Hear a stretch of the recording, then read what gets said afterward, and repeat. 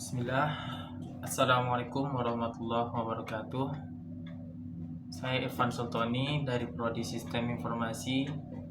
Saya akan menjelaskan negara Indonesia kaitannya dengan pemilu Indonesia. Saya akan menjelaskannya hubungan konstitusi, demokrasi, hukum, dan HAM terhadap hasil pemilu yang terjadi sebelumnya. Baik, pelanggaran HAM. Contoh sederhananya itu seringkali melibatkan pelanggaran hak asasi seperti intimidasi terhadap pemilih.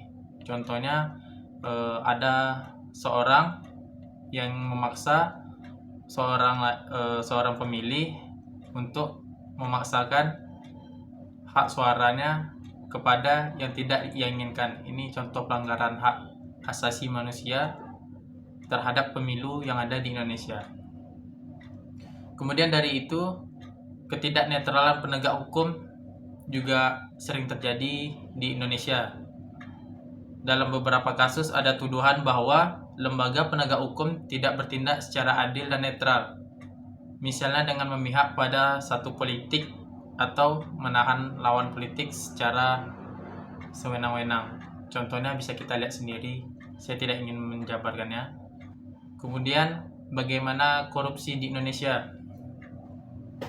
Yang baru saja beredar, terdapat korupsi yang sangat besar, sekitar 271 triliun yang selama ini terjadi di Indonesia. Bukan tidak mungkin pemerintah kita mengetahuinya. Untuk apa itu saya tidak tahu. Yang jelas negara kita masih banyak kecurangan yang terjadi. Bisa saja dana ini dialihkan ke pemilu kemarin untuk memenangkan salah satu paslon. Bisa juga tidak. Itu semua Allahu a'lam. Kemudian di Indonesia kecurangan juga sering terjadi, seperti ketidakadilan dalam proses pemilihan. Seperti yang kita tahu, pemilu kemarin ini adanya info yang beredar bahwa akun aplikasi untuk merekap hasil suara pemilihan umum itu terdapat kecurangan, di mana hasil suaranya itu disalahgunakan, yang harusnya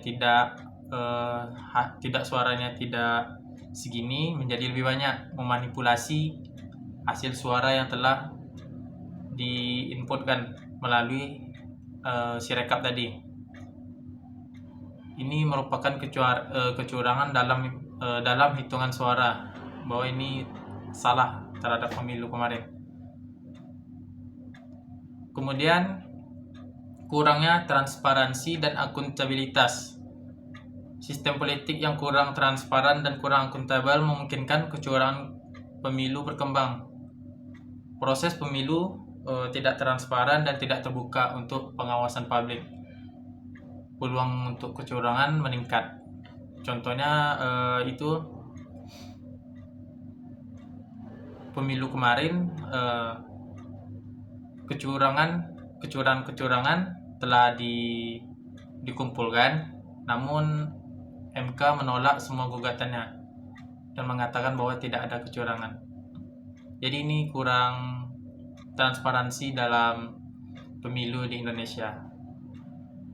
Baik, mungkin pemilu telah berlalu, pemenang telah ditunjuk, siapapun itu presidennya, kita harus taat kepada pemimpin kita sekarang, karena itu salah satu kewajiban kita sebagai warga negaranya.